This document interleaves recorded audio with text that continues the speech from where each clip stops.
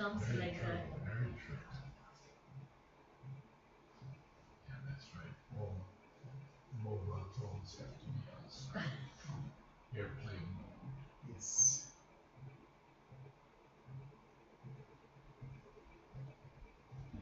Can I dial out here? Yes, Will it work? yes, Nanaji. Yeah, to save yourself. I tried downstairs, it wouldn't dial. From here it But you are on live, Narad. will.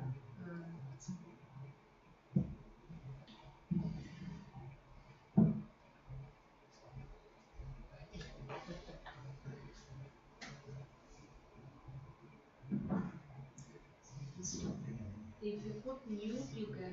I think you can talk. You can put mute. You can call. You want to Sir. call me Naraji? You want to call? We put mute. No, Phone. it's okay, I'll do it after. No problem. You mean?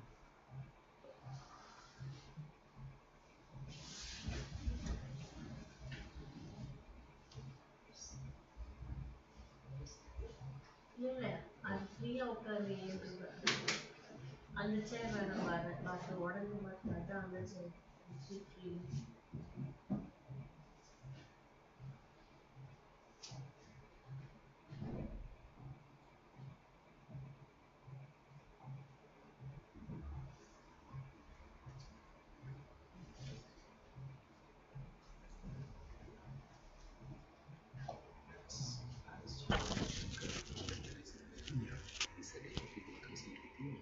He said, what?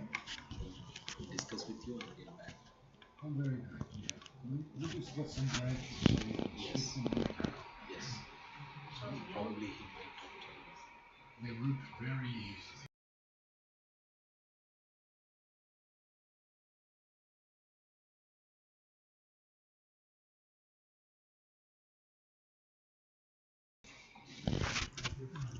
Naraji, I will put the mic. Yeah. Other people will still be coming, huh? Yes, Naraji. That boy said he will not miss it. What is his name? The boy who sits over there. Yes, almost 29. Hmm.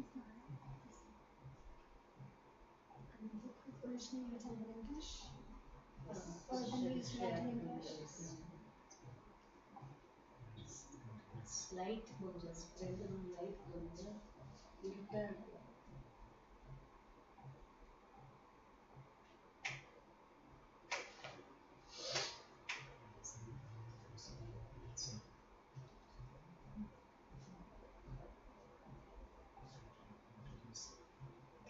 Cesar should come also, and that young man who attends all the time.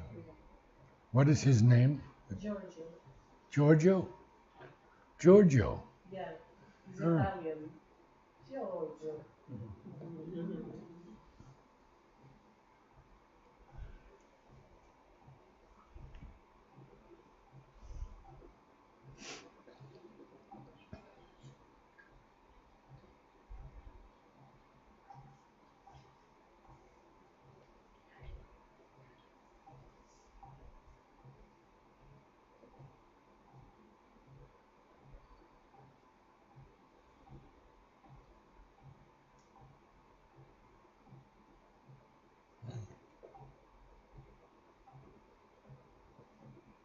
So, Narada, is this your home? Is this your home? No, it's their home. Oh, okay. Thank you for having us.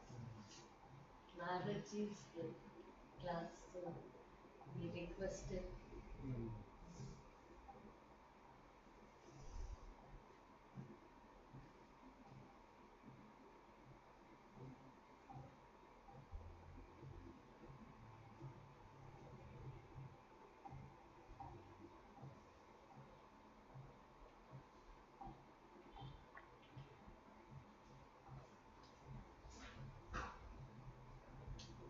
The fan. We want Narad. No, is it too noisy for the record? For mic, it's okay.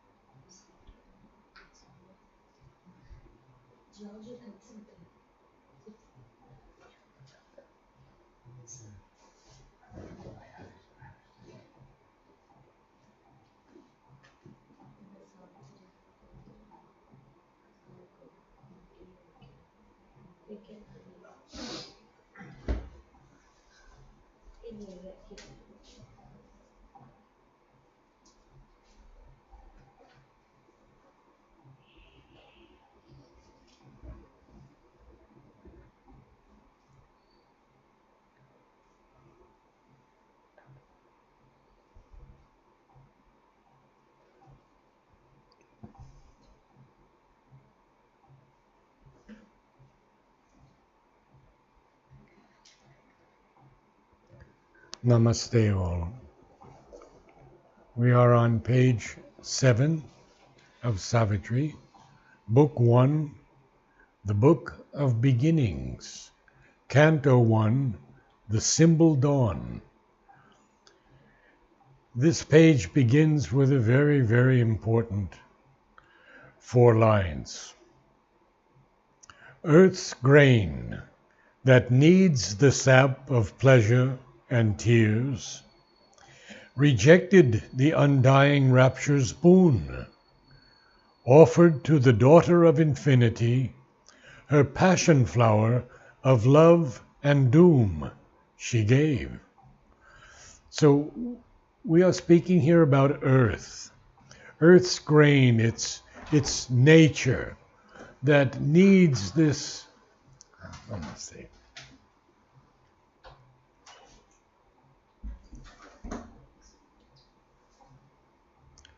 Earth's grain that needs this sap, we say, sap, this energy of pleasure and tears. See, pleasure and tears is this great duality that we live in now. We compare everything in this duality. I'm well, I'm sick. I'm happy, I'm sad. This is good, this is bad. We can go on and on and on.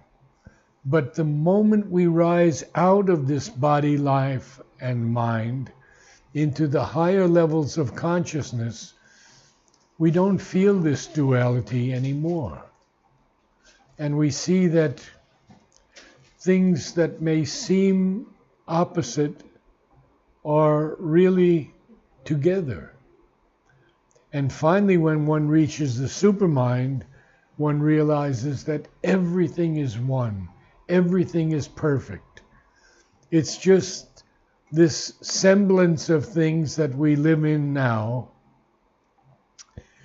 that the Buddhist and many of the Hindu sects want to get out of. So they aspire, they offer themselves, they come into this high realization, very high realization, where they unite with the divine. Now, what could be more perfect than uniting with the divine? Buddha left his body. What Sri Aurobindo has told us is that don't forget the earth. Come back to the earth. After you've had this great realization, it's not the end, because he and Mother brought down the supramental to transform this earth into a divine life and the conquest of death. So we see now that earth's grain that needs the sap of pleasure and tears rejected the undying rapture's boon. Well, why did it reject that? Because there is a darkness in terrestrial things, and that's a line also in Savitri later on, offered to the daughter of infinity. Savitri is the daughter of infinity. She's an emanation of the Divine Mother. So what did they offer to this daughter of infinity? They rejected the undying rapture's boon. and her passion flower of love and doom she gave. Well, Amal Kiran writes to Sri Aurobindo, and he says, what is this passive flower of love and doom? And Sri Aurobindo writes, good heavens, how did Gandhi come in there? Passion flower, sir. Passion, not passive. So I searched the dictionaries on the symbolism of the passion flower. And it's very interesting because in the West, it has many symbols of the passion of Christ. The central pillar was where the Lord was brutally flogged. And the tendrils are the whips. And the top three stigmas symbolize the three nails that went in 2 hands and feet, 1 nail through both feet. Then in India, it's in the Mahabharata about the Kauravas. And there are about 100 petals in this flower. And 5 of the yellow ones in the center, 1 for each of the Pandavas. The green bulb in the center is Draupadi, the queen of Pandava. The 3 filaments are the Holy Trinity of Brahma, Vishnu, Shiva. And the radial in the center is the Sudarshan Chakra of Lord Krishna. Isn't that interesting that this passion flower, can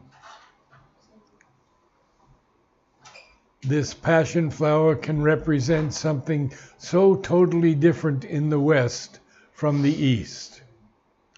So there's a lot more to share on this. This is so extraordinary. So we know that the passion flower Mother has named silence. Interesting, huh? Passion flower is silence. But do you know that she named another one? The red passion flower? And she named it a very interesting significance. The power's aspiration to become an instrument of the divine's work. So she also named a third one. But it's a little tiny wild flower, pure white, and she calls it integral silence. So we have 3 passion flowers named by Mother. Now, we continue with Savitri. In vain now seemed the splendid sacrifice. What sacrifice? Savitri's sacrifice in coming down from heaven where all was perfect and all was supernal. She comes down and she takes birth into these ignorant human bodies. And she has to take birth in the human body because otherwise we could not understand the divine if the divine was always in the heavens. So every avatar has come down to earth. Sri Aurobindo mentions Krishna, of course, Christ, Buddha in his way also, and then the earlier avatars which we've discussed, the 10 stages of the evolution. Now he's going to say something very different. A prodigal of her rich divinity, herself and all she was, she had lent to men, hoping her greater being to implant and in their bodies acclimatize, that heaven might native grow on mortal soil. Now, she is a prodigal. A prodigal is someone who gives in abundance. A prodigal of her rich divinity, herself and all she was. She had lent to men, not given to men, she had lent to men. because she's the Divine Mother.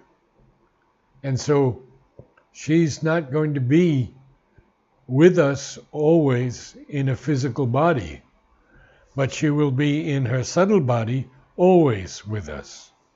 Now, this next line, hoping her greater being to implant, and in their bodies' lives acclimatize. This was not in the earlier editions of Savitri. This is a new line that was found in going through all of the manuscripts of Sri Aurobindo. I told you that Book 1, Canto 1, he revised 50 times. 50 times. And he says, each time I reached a higher level of consciousness, I rewrote from that level. But he never considered Savitri complete. It's not complete. It's a work in progress. We see the Book of Death has only one canto and a few pages, and it's called Canto 3. There's no Canto 1 or 2. And when he asked Narad in 1950, the year of his passing, is Savitri finished? What is there left to do? And Narad said, the Book of Death and the Return to Earth. And Sri Aurobindo very quietly said, we shall see about that later. So, Savitri has lent herself and all she was to men. She wanted to acclimatize in our human bodies this great divinity where we would realize that we are one with the divine and one with each other. There is no separation. That's only because we're at this lower level of consciousness. Now, Sri Aurobindo changes a little bit, and he says, he's talking about Savitri, but now he's talking about us. Hard is it to persuade earth nature's change. Mortality bears ill the Eternal's touch. It fears the pure divine intolerance of that assault of ether and of fire. It murmurs at its sorrowless happiness, almost with hate, repels the light it brings. It trembles at its naked power of truth and the might and sweetness of its absolute voice. That was one sentence, and I didn't want to break it up. So, what do we have here? We have this earth nature, which is so tamasic, so heavy, that it doesn't really want to change. It changes very little. Yes, the vital nature changes more, the mind it changes more, and the psychic being comes out in us slowly through many, many years. But mortality bears ill here, poorly, bears poorly the Eternal's touch. It fears, what does it fear? It fears a few things. It fears the pure divine intolerance of that assault of ether and of fire. Now we all know the 5 elements, but ether is the 6th, and ether science has not yet discovered. It's like we know what electricity does, but no one has discovered electricity. No one can define what electricity is. Although we know how it works, and we're not there yet. It murmurs at its sorrowless happiness. Well, I think I might have told you last time that most of the great epics have to do with sorrow, challenge, pain. So we see that the earth nature murmurs, doesn't like it, doesn't like this sorrowless happiness. It likes the spice of pain and grief and sorrow. This is something we have to overcome. We have to believe only in light, never in darkness. If we look at darkness, and I was doing on Savitri Sunday with this group, doing this book of the Godheads of the little life.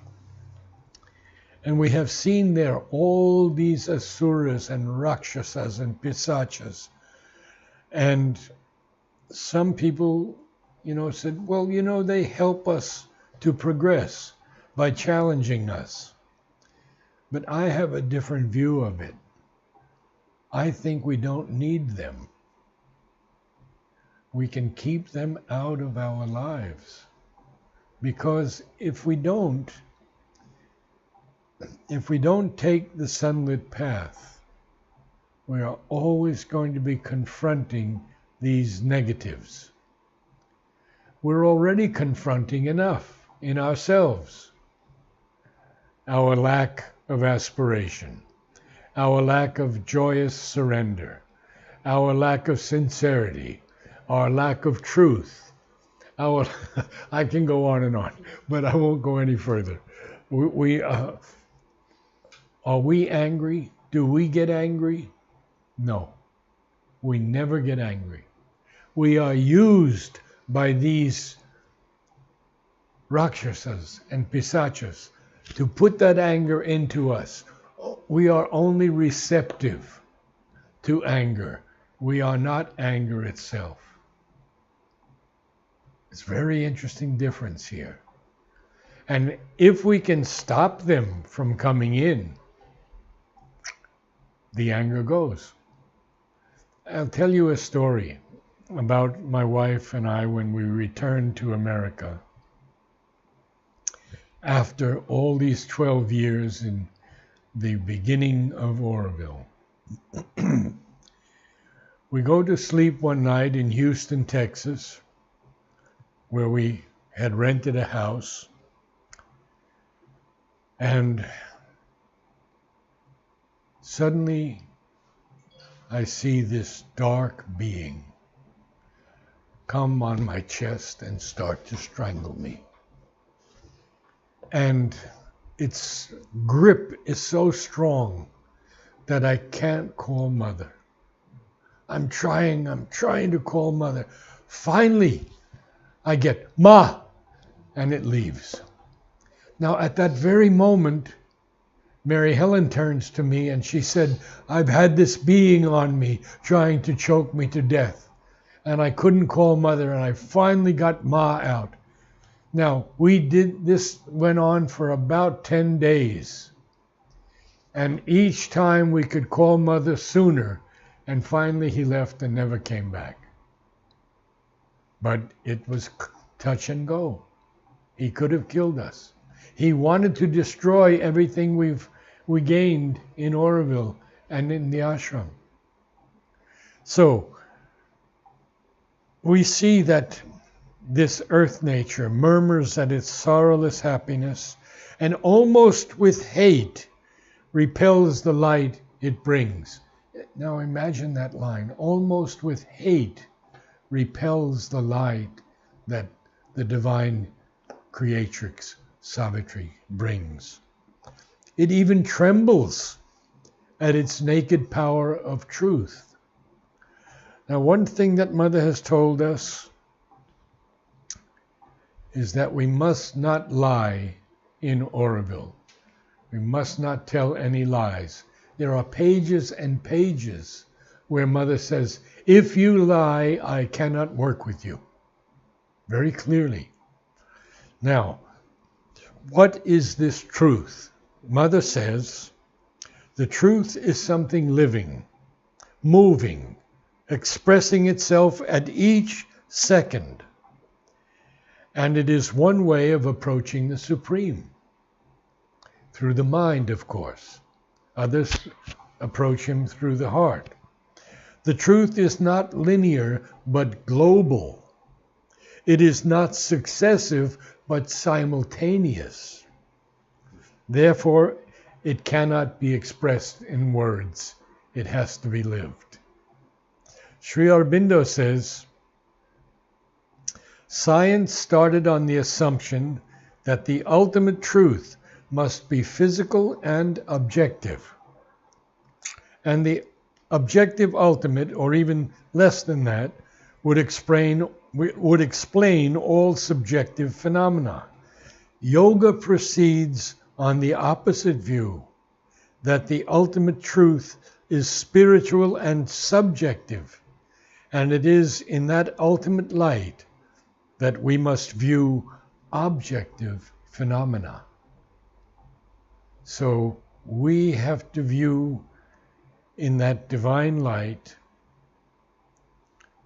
this difficult conquest that we have embarked upon. So the last line of that sentence is, after we see that it murmurs at its sorrowless happiness, almost with hate repels the light it brings, it trembles at its naked power of truth and the might and sweetness of its absolute voice. I don't know if I've told you, but sweetness was Sri Aurobindo's favorite word. And it occurs in Savitri some 84 times, I believe, in 84 lines. And it's the sweetness of the divine that one feels in Sri Aurobindo and Mother. And of course the power is always there, but the love of Sri Aurobindo and Mother for us is, we can't put it in words. It's impossible. Now, Sri Aurobindo's going back to this earth nature and humanity. Inflicting on the heights the abysm's law, it sullies with its mire heaven's messengers. Its thorns of fallen nature are the defense it turns against the Savior hands of grace. It meets the sons of God with death and pain.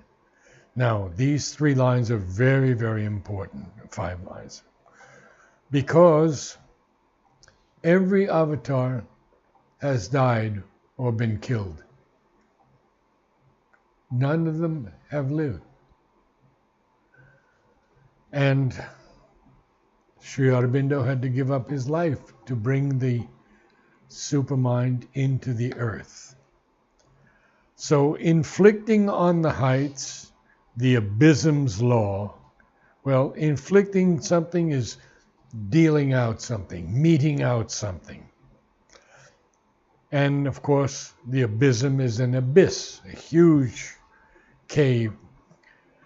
It sullies. When something is sullied, it's marred or defiled or tarnished. It sullies with its mire heaven's messengers. Heaven's messengers are the avatars and the vibhutis. Now, we were speaking last night of Vivekananda and how he helped the West to open to India so beautifully. When he spoke in Chicago, it turned the Western mind deeply towards India. So read Vivekananda's speeches. All right, what else does it do? Its thorns of fallen nature are the defense it turns against the Savior hands of grace. Well, Sri Aurobindo tells us that grace is something spontaneous which wells out from the divine consciousness as a free flow of its being. And he goes on and on with divine grace. It would take me the rest of our time to, but I do have a series on terminology in the integral yoga that you can see on our website, and you will see many keywords.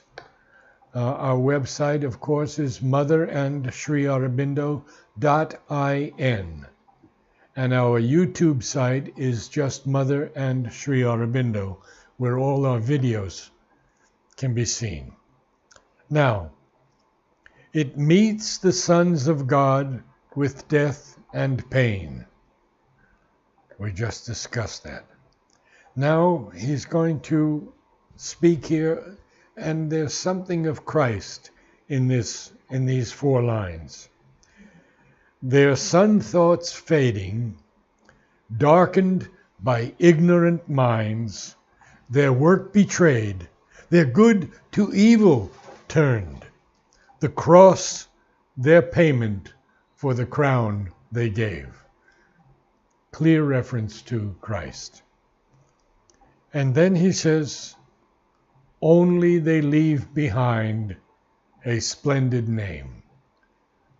Krishna is revered. Christ is revered. Buddha is revered. They leave behind a splendid name. Now, back to Savitri again.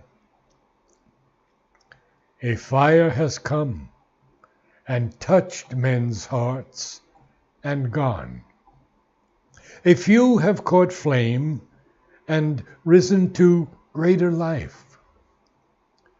Too unlike the world she came to help and save. Her greatness weighed upon its ignorant breast, and from its dim chasms welled a dire return, a portion of its sorrow, struggle, fall. We'll go through these lines carefully. A fire has come, the divine fire, Agni, and Agni has touched some of us. And some of us have even caught flame and risen to greater life. But now he's speaking specifically of Savitri. Too unlike the world she came to help and save. Her greatness weighed upon its ignorant breast, and from its dim chasms welled a dire return. What was that return? A portion of its sorrow, struggle, fall. Well, we know what a chasm is. It's a void or a gap. To weld something, weld a dire return. Weld is a kind of, it's difficult to define it in the usual sense of something, but here it's like rising up, springing up. From its dim chasms welled a dire return, a portion of its sorrow, struggle, fall.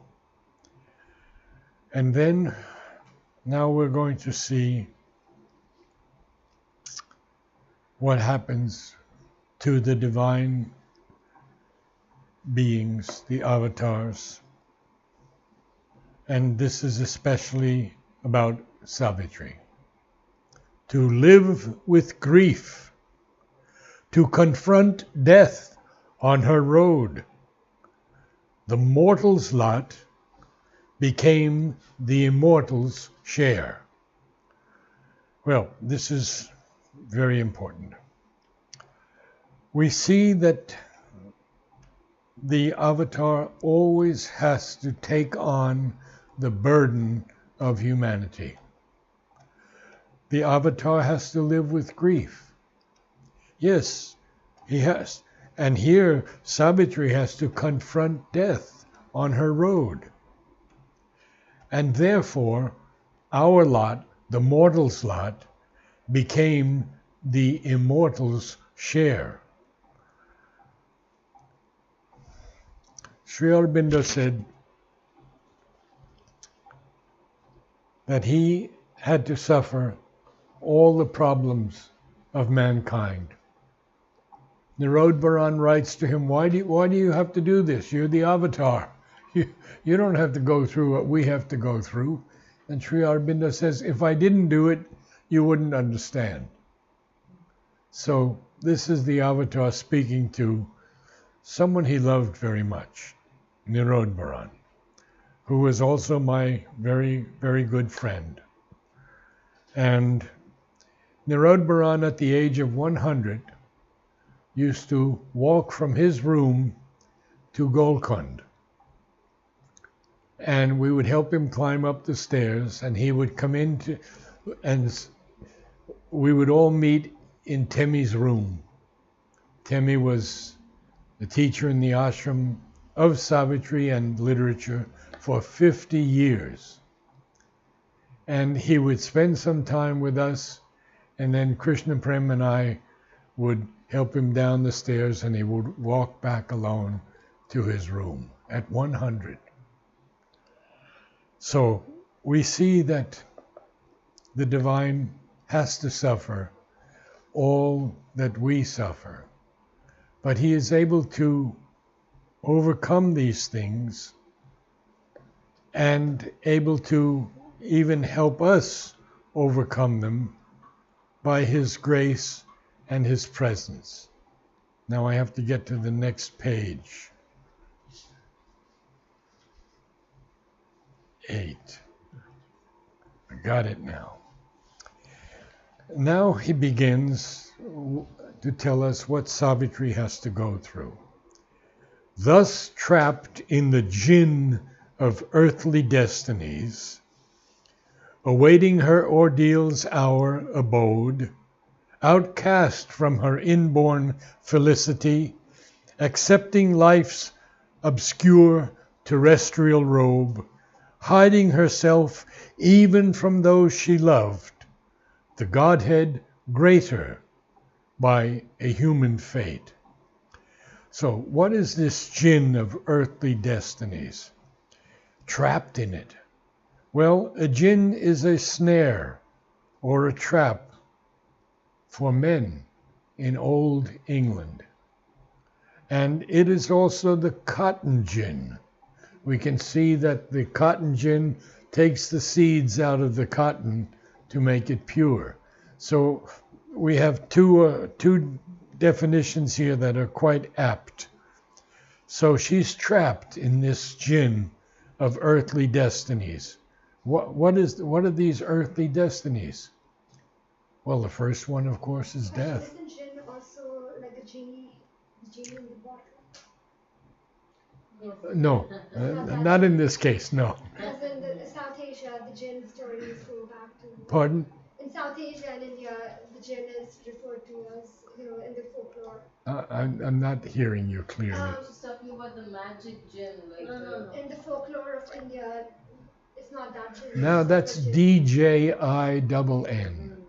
This is GIN. And these jinns do come up in Savitri later on. They're not so nice. Okay. So, thus trapped in the gin of earthly destinies, awaiting her ordeal's hour abode, outcast from her inborn felicity, accepting life's obscure terrestrial robe, hiding herself even from those she loved, the Godhead greater by a human fate. It's very powerful, very powerful. There's another line in Savitri, a God come down and greater by the fall. And here's he's saying the same idea. The Godhead greater by a human fate. Aurobindo Basu has given a talk of 1.5 hours, I believe, on that one line. A God come down and greater by the fall. So here's Savitri, awaiting her ordeal's hour. What is her ordeal's hour? Can anyone tell me? Taking a human birth. No. Fighting the fate. Hmm? What? Satyava. Fighting the fate and death. Death. Meeting death. This, of course, is a flashback now. These early cantos are all flashbacks. As I told you last week, I believe, Sri Aurobindo has honored the epic arrangement of things, where the story only begins much later. In this, excuse me, in Savitri, it's book 4, the book of birth and quest. Excuse me. So, we are looking back now. We're seeing Savitri and what she has to do in this world. She hasn't met Satyavan yet. She hasn't gone through the forest and all these great areas to find him in this forest. So we're looking back as a flashback. She's trapped in this snare of earthly destinies. She's awaiting her ordeal's hour. The ordeal is the meeting with death. She is outcast from her inborn felicity, her inborn joy, her inborn ananda. Why? Because she had to take human birth. Accepting life's obscure terrestrial robe. So she has to dress in the human body. Obscure terrestrial robe. She even has to hide herself, even from those she loved. Because we see that when she comes back after telling her parents and Narad that she's found her answering soul, and she goes back for those 12 months with Satyavan, she hides herself. She hides everything that's going to happen. She doesn't want those poor parents to have to live with that knowledge that he's going to die in 1 year. So, hiding herself even from those she loved, the Godhead greater by a human fate. Now, a dark foreknowledge separated her from all of whom she was the star and stay. Too great to impart the peril and the pain, in her torn depths she kept the grief to come. So this dark foreknowledge is, of course, the fact that she's going to have to challenge death and defeat him in order to bring Satyavan back to the earth. So that foreknowledge separated her from all of whom she was the star and stay. The word stay here is an interesting word. It means something that supports or steadies. Stay is used in so many ways in English. We have the divine staying the creatrix on his chest. In other words, he's supporting her, he's holding her. He is, of course, transcendent, eternal, and he does not do he has no action in creation. He gives that to Savitri, the eternal feminine. So, too great to impart the peril and the pain, in her torn depths she kept the grief to come. And next week we will find out what she has to do and how nature comes in and tries to impede her work, prevent her work. These are powerful passages, and we're only in book 1. How many sessions have we had thus far? 4 sessions. Well, 4. So, all right, we're up to page 8 with 4 sessions. Okay. Now, I promised all of you that I would tell you a story, and I'm going to tell you a story tonight about Sri Aurobindo and how I first heard him. Didn't meet him at this point. There's a little meditation room in the ashram just before the reading room. It's closed off to everyone now. It used to be open to everyone. It was the most beautiful experience I ever had to go into that room and to kneel before Sri Aurobindo's photo.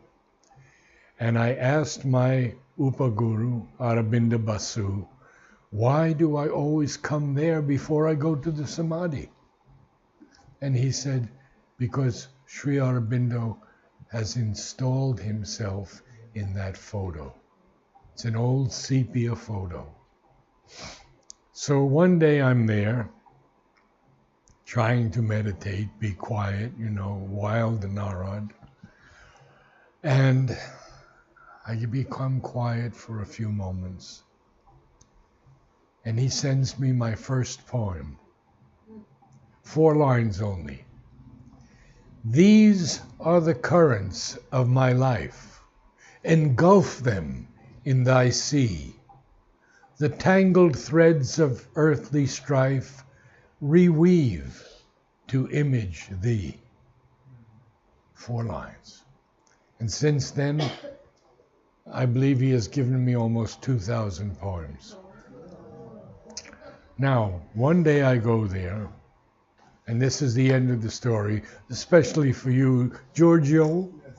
Yes. I prostrate myself in front of his photo, completely out flat. And he speaks to me. And he says, and it's good for the circulation too. And that's the first time I actually heard his voice. Yeah. After that, I've met him a number of times, but this was the very first time. It was 1961, 62 years ago now. Yeah. So did you meet him in person? No. Spirit? Subtle physical. Yeah, okay. No, I was only 12 years old when he left his body. I'm not quite that old yet. Okay. Namaste, all. Namaste. Namaste. I have a question. Yes, questions. Can you speak about sunlit path? Because you mentioned something about it. Louder, please. What is sunlit path to you, or what is sunlit path? The sunlit path is the ability to meet any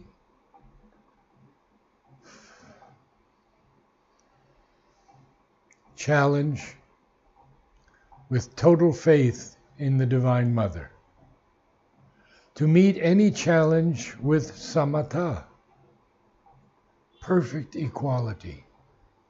If we can do that, then all the things that are thrown in our way that we face every day, these egoistic people who say this is the way it has to be or this is the way it has to be, all of that we would face without any negative reaction.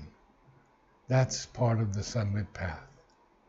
That these things are going to happen to us. We're going to face these confrontations constantly.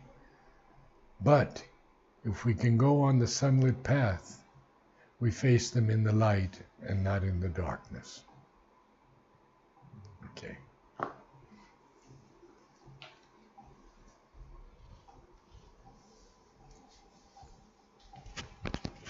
Sorry, I have a question. Sure. Oh, we could have kept this on. Why don't we keep it on a moment? Because questions are You important. said there were 2,000 lines. You brought written from About 2,000 lines, 2,000 Poems. 2,000 poems. Have you published them or are they Yes, you they're all, compiled them? many are published. Where can one view them? A lot of them are on our website free. Yes. I've written 51 books so far, but not all on poetry. I've written them on horticulture, on plumerias, on oleanders. I've written them on Savitri, 10 books on Savitri, compilations like all the lines of joy, or all the lines of beauty in Savitri, or all the lines of so many things in Savitri. Then also there have been books like Flowers for the Soul, which is a journey into the words and quotations of all the great beings that have come on this earth, and they have given their quotations. I've put in hundreds and hundreds of them. There's also one on roses, one on gardening, and then there's the Lexicon of an Infinite Mind, in which I do Savitri with all of you, and the supplement to the Lexicon, in which I asked Nolini, Amal Kiran, all the great ones, Shradalu, Jumur, many of the great ones in the ashram, for their understanding of certain passages. Purani is another one. Because much of this is Vedic, and I don't have the knowledge of the Vedas, but they gave me that information, so I share it with all of you. And we do have Savitri Sunday that I should tell you about. If you give me your email, I will send your email to Vladimir. He's in South Carolina, and he's the host of the program. And we meet at 6:30 Sunday evening for about an hour and 10 minutes. And now we're in book 2, the canto of the Godheads of the Little Life. And again, we go through line by line. Yes, it's live. It's live on Zoom. So that's another thing we do. This meeting, as William and Uma will agree, is only for people deeply interested in Savitri. So I welcome you all next week.